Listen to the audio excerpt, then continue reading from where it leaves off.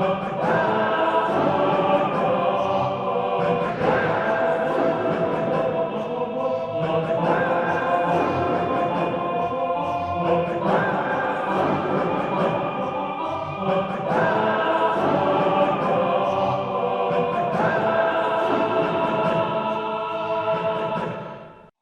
alaikum. I'm Haleh Banani. Welcome to Inspirations with Haleh Banani on Huda tonight.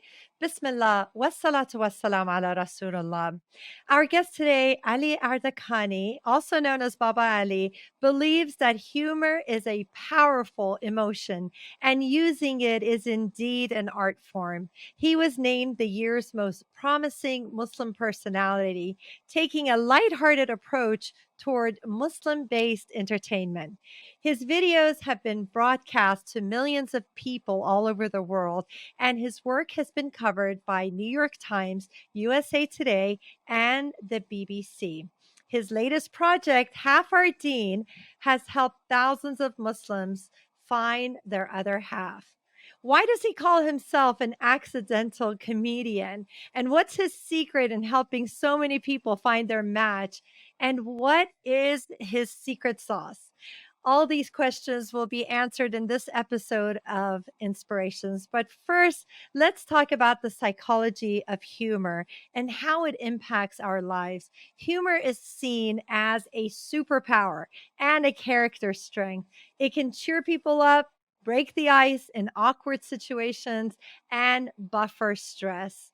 It's considered the best medicine for all the feel good endorphins that are released in our brain and the immediate affinity we have for people who make us laugh. Aside from making us feel good, comedy has a way of getting us to view very serious topics without our usual defenses.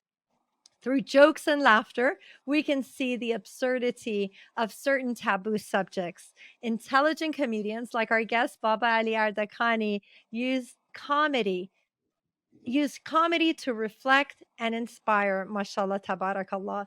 For those of you who may not know me, I'm a faith-based counselor with over 25 years experience helping thousands of Muslims all over the world. And I'm the founder of the Mindful Hearts Academy, which is my mentorship program, helping women to be their absolute best. I'm really excited to have our special guest today, Baba Ali Ardakani. Welcome. Thank you very much, Assalamu alaikum, and I'm excited to be here. Looking forward to this. Wa alaikum assalam wa rahmatullah. Great to have you, mashallah. Why is it that you're called an accidental comedian? I've heard you say that about yourself, and I'm just curious why you say it. Yeah, actually, I was never planning to be a comedian. I'm the only Muslim comedian that you'll probably meet in your life that doesn't really like stand-up comedy. Subhanallah. So you never planned on being a comedian. No. And so how did it all happen? I made some videos on YouTube that became quite popular. I was the first Muslim YouTuber, and the videos got about 20 million views. And Mashallah. Mashallah, alhamdulillah. And so because of the popularity, people asked me to come and speak live. And I have stage fright. So I was in a YouTube situation, I'm by myself in a room like this. But in front of hundreds of people, I said, no, I can't. Every single time someone would invite me, I would say, no, I'm sorry, I can't. And then finally, there was a sister from Northern California that would not take no for an answer. Somehow, some way, she convinced me to go and speak at her event. Now, I was not doing comedy. I was only there to give a speech about being a YouTuber on YouTube. So I went there. I was so nervous. I didn't know what to say. So I put all my notes on a card. Okay. And I was reading them like this. And my eyes were like this. No, and I remember I was so nervous. My hands started shaking. And it shook so much. How long ago? This is in 2006. Okay. So my hands are shaking so much that I remember very clearly I couldn't read the words. So at one point, I'm like, this is a disaster. I actually took my card and I threw it. And when I threw my card, the entire room just burst with laughter. And I'm like, what was that? So I continued talking and they kept laughing. Okay. Oh, subhanallah. That's how I became a comedian. That's how you became an accidental comedian. Yes, I stood and walked off a stage a brother walks up to me and said, "Can you do that same comedy set at our event next?" I'm like, "That's not comedy." He's like, "You're still doing it. You're still doing it." I'm like, "What?" So, Subhanallah. So they thought that was part of your act, the yes. shaking and being nervous. And yeah, being Okay. nervous, throwing the cards and acting silly. And I was just me being very nervous. So since that day, 2006, Right. till today, 2022, I've done about 400 shows.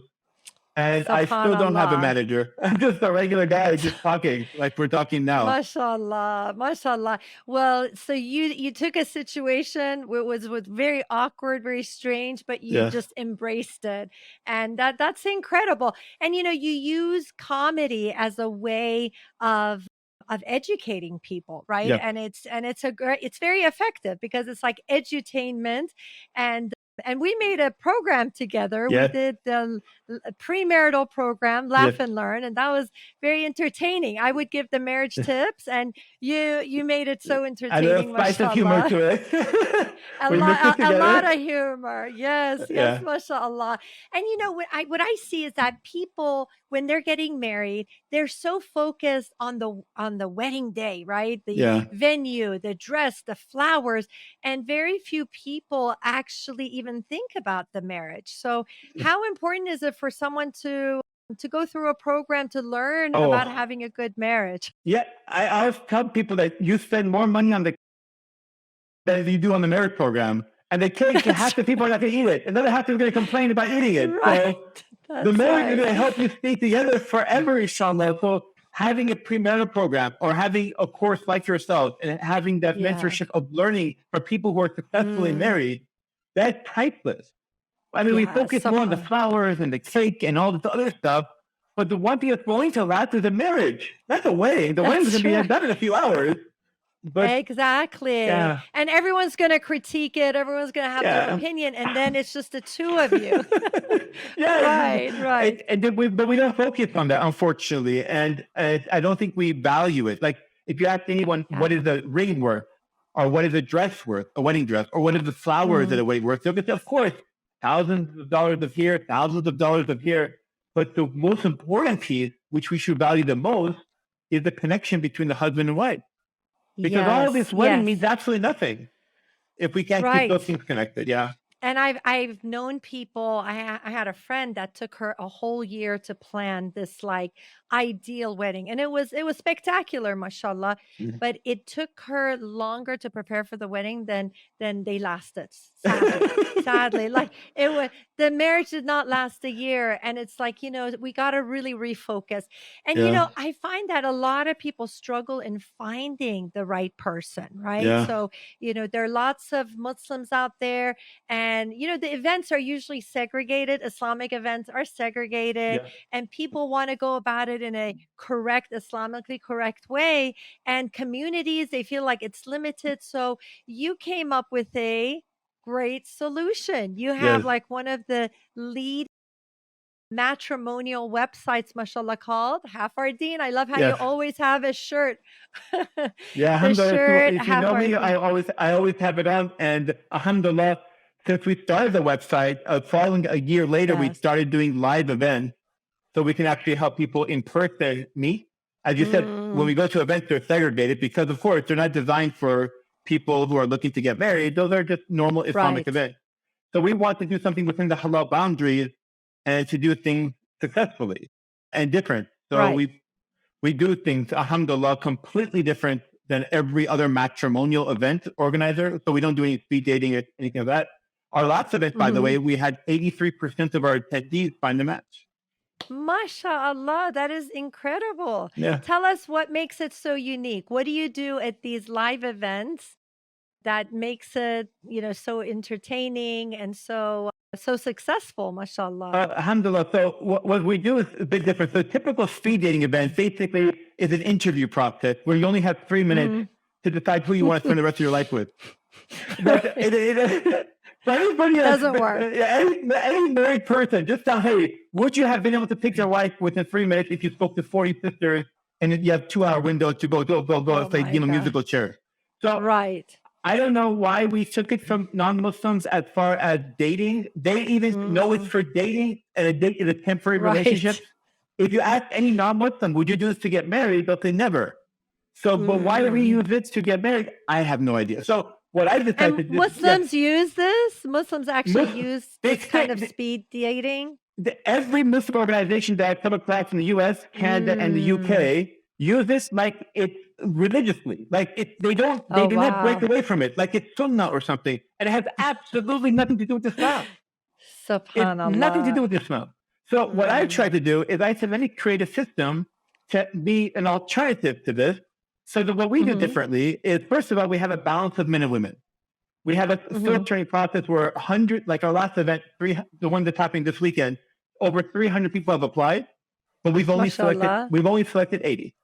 So only a fraction. What is the selection process? Oh, that's a great question. So what happens typically at a typical speed dating event, what they do is they say, as long as you have money, we have a seat for you.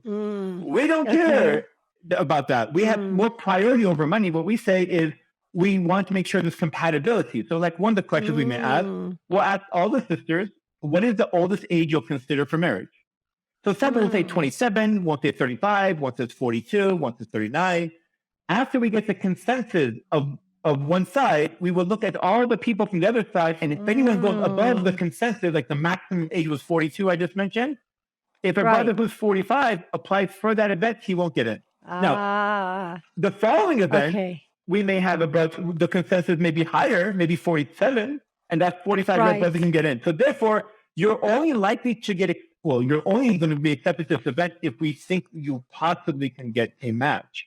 And that's why our match percentage is 83%. I mean, unheard of anywhere in the world. In fact, non-Muslims don't have anything like this. MashaAllah, that is incredible. Yeah. So you determine what the upper limit, lower limits are. You choose according to that to increase the success rate of the people finding their matches. Okay, that's incredible, mashallah. And the next step is since we don't do any speed dating, what we have to do is a lot of people, they get married normally, and they say, divorce people, they say, well, I didn't know my husband was like this. When we were speaking, he gave me all the things I want to hear. And after I got married, I realized, I didn't know about this. I didn't know about this side of his personality. And so that tells us the Q&A part of it is not sufficient. This is why having a wali is so important. Have someone else speaking to this person that doesn't have googly eyes and just falling in love with the guy. But he sees it through a man versus man. So I said, we need to do something. Instead of doing the typical Q&A, let's do something that shows people's personality. So every single activity that we do is designed to bring out people's personalities. We have activity where everyone's doing it cooperatively. You have to do teamwork to work together. We have competitive ones, so you can see how people act in a competitive situation. We have situations, so for example, in a competitive situation, some people are dominant. Some people are they don't like to lose. Submissive. Some people don't like to lose. Some people cheat. At the last event, 2 people were cheating. So, of course, this is a side of people you would not see. Some people are too comfortable with the opposite gender. Some people, they forget that they're at a matrimonial event. In the heat of the moment, they're so much into winning, they forget they're being interviewed. And that's the key. That's the key.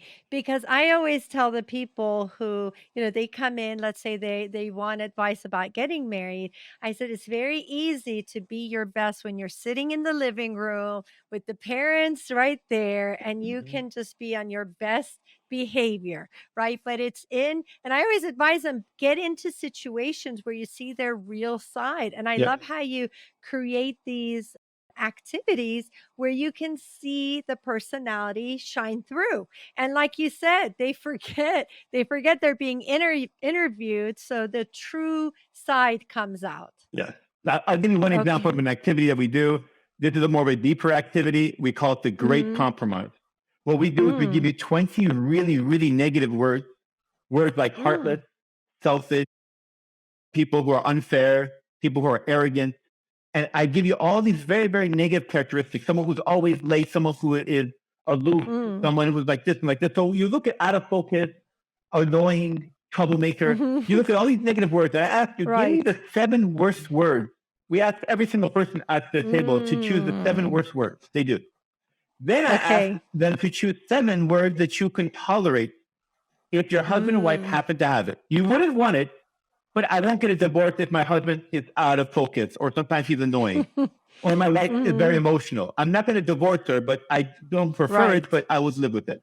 After you choose your 7 and you choose the 7 you can't tolerate and 7 you can, then you share the results with everybody at your table and then you have a discussion. Now you can it's because I tell people, if you want to get married, find someone you're attracted to. But if you want to stay married, find someone you can tolerate. Someone that can tolerate you. Right. Well, I love that you apply a lot of psychology because it is very critical that it's not, I mean, attraction is definitely very important. It's a essential part of it, but to have it last and for it to be sustainable, there are things that you need to stay with. I always say there's like I came up with a 3 and 3 rule where 3 things you can't live without, right? These are the things like if you don't have it in your life, you're just going to be unhappy.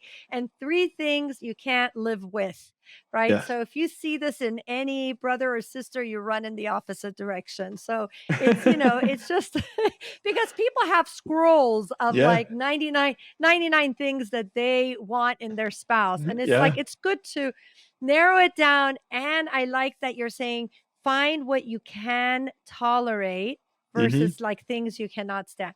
Tell us about the website and what makes it unique, because I know you have, I think there's certain psychology that you apply, certain personality tests as well.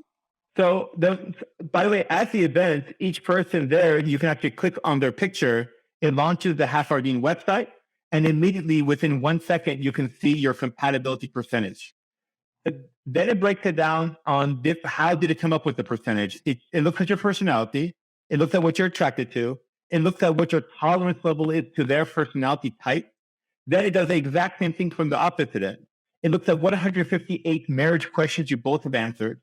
It shows you where you answered the same, where you answered differently, and it breaks it down from every category, from religious views to finances, to the way you want to raise children, to the relationship you have with your parents, to like even like small things like traveling or lifestyle, because sometimes people don't talk about these things and they ended up wasting a lot of time and just to get to the fork in the road and realize, oh, I thought I was under the assumption your parents were open for you to marry someone outside of your ethnicity.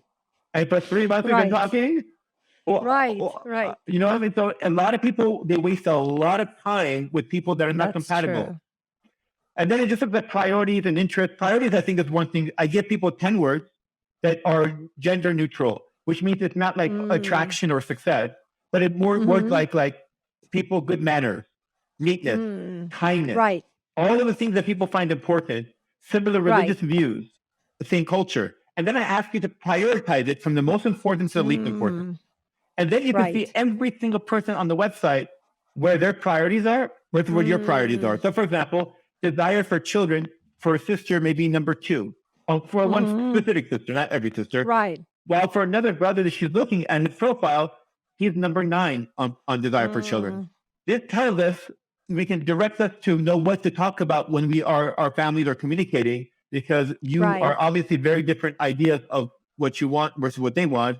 But these discussions may not come up in like in a typical conversation if you just met someone on a swiping app. And I don't want people to waste time. Exactly. Right. Well, it's so critical because if people do their homework, and I mean, you've helped them to do this, so they can see exactly where this person stands, what their priorities are, what their life visions. Because when I have like the marriage counseling, that someone comes in and it's after 15 years of frustration, and they will say, oh my gosh, we have totally different like parenting styles, or we have totally different personalities, and it causes a lot of tension and problems. And usually the list is, okay, is he from this country? Oh, he's Palestinian and a doctor. We've got a match, right? And you see that it's just, it takes so much more than just ethnicity, and they pray, and they happen to be, in the profession you're looking for. So because this is critical. Being Palestinian or Pakistani or whatever country you're from, it does not help you, for example, if you're the same culture or you're both same profession, how are you going to resolve conflict? Every husband and wife will have disagreement, right? As you know, every husband and wife will have disagreement, will not see eye to eye.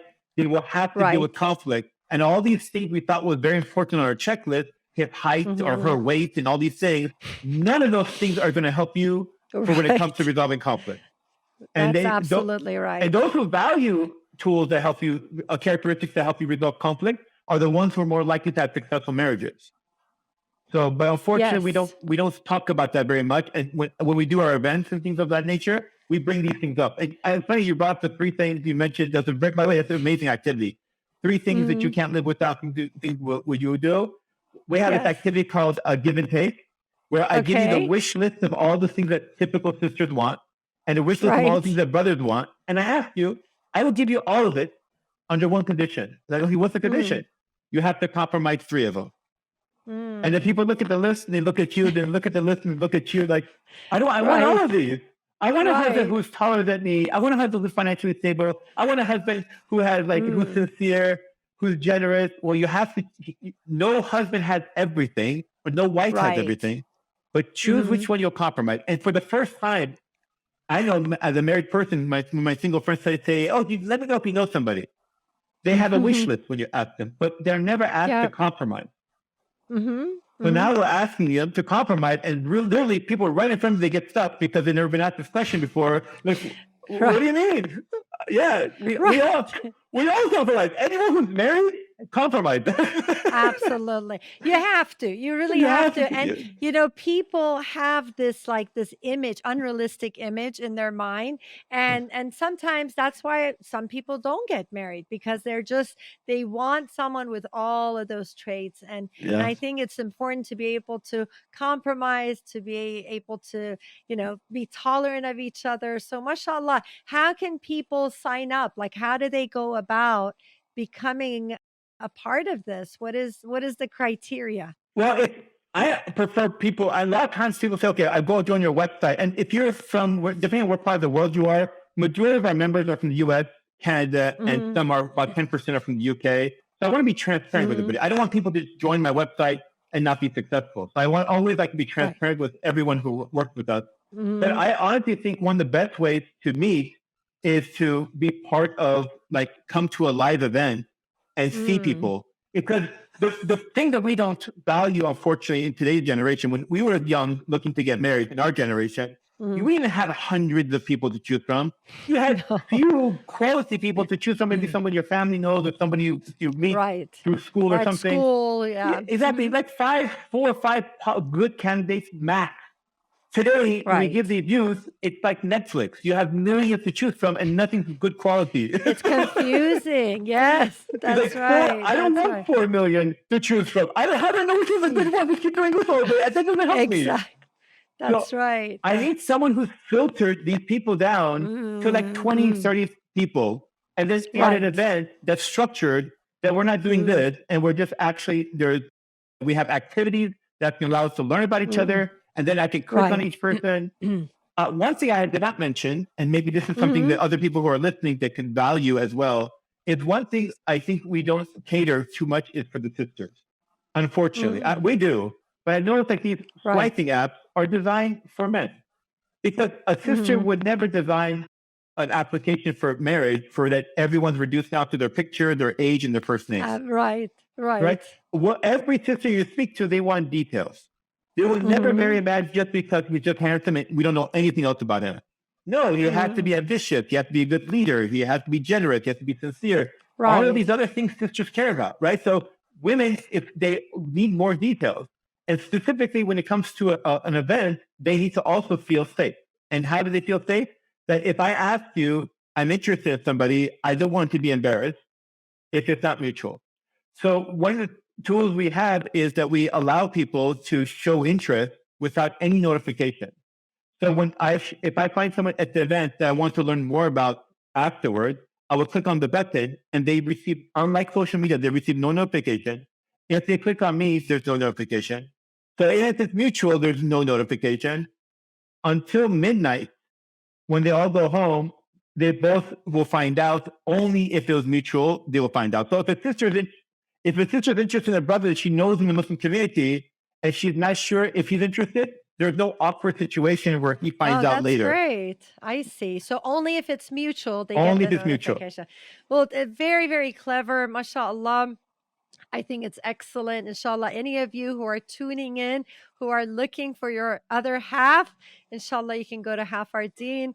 And what would be your parting words for having a successful marriage and making it last?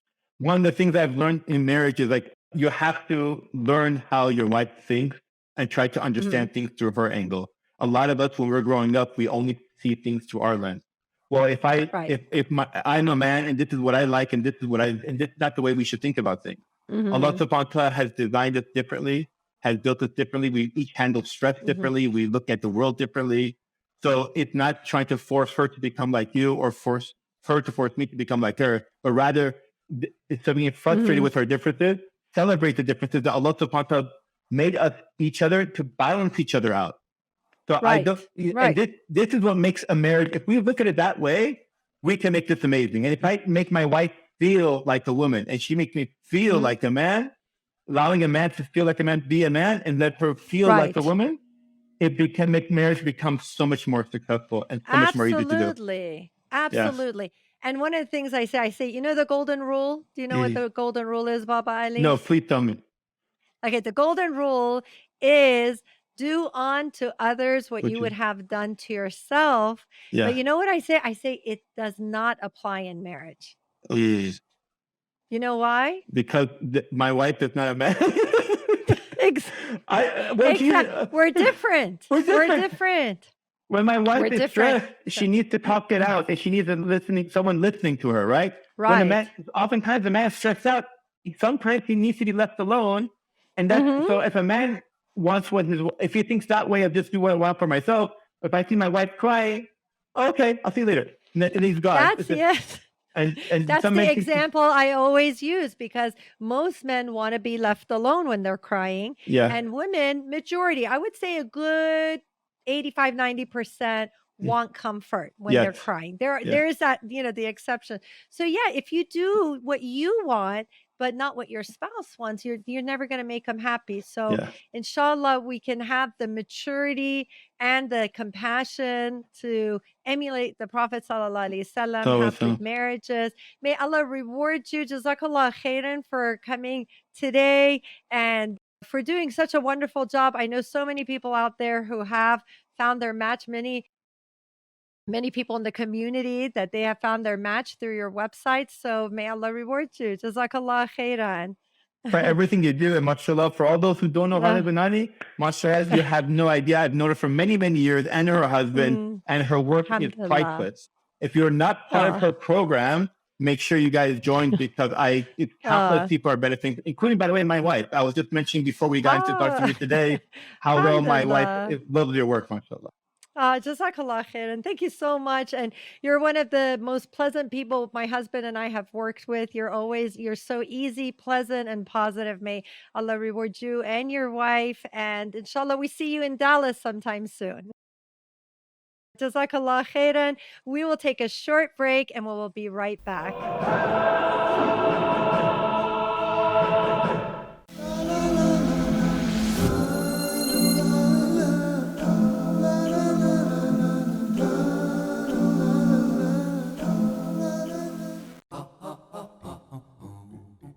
Jobs are impacted, marriages are impacted, children are impacted, communities are impacted. You have to want to know how to deal with the changes. You have to be eager to meet some successful Muslims. You can't live in this world and not be mindful of your purpose. I think we can all use some inspiration.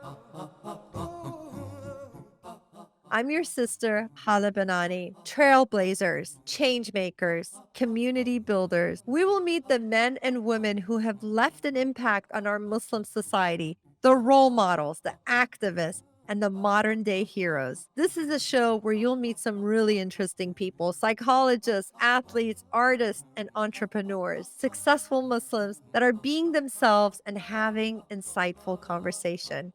If ever there was a time that we need faith and motivation from real people in real situations, It's now. Join me live every Sunday, 4 p.m. Central, midnight Mecca time on Huda TV.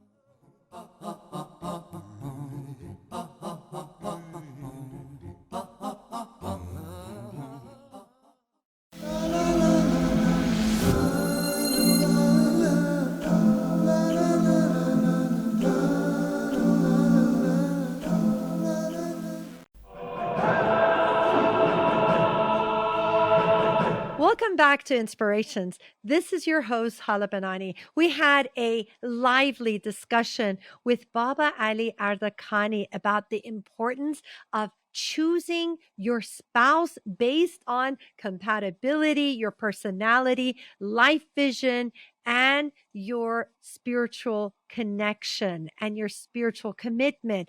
These are the things that will make your relationship last. Make sure that when you are choosing, you're not just simply looking for who's from your country, what profession they have, and whether they pray or not. You have to do better than that. When I have my clients come in and they have been suffering, they've been living in misery, sometimes for 15, 20, 25 years, because they tell me we had no compatibility, that we have nothing in common. And yet, they still got married. For those of you who are out there who have not yet gotten married, make sure that you take the time to get to know your spouse and find out more about them and see them in natural instances so that their true personalities come out. And we need to make sure that we educate ourselves. I know how exciting it is to plan a wedding. I know that that can be just a dream for so many people out there.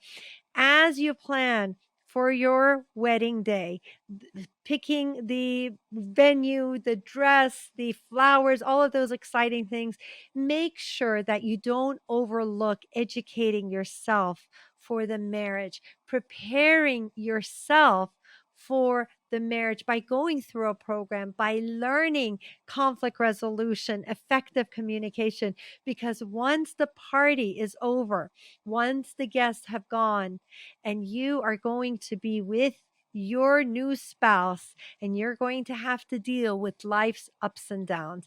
And if you have the tools, if you know what pitfalls to avoid, you can have an amazing life together that will outshine even the wedding day.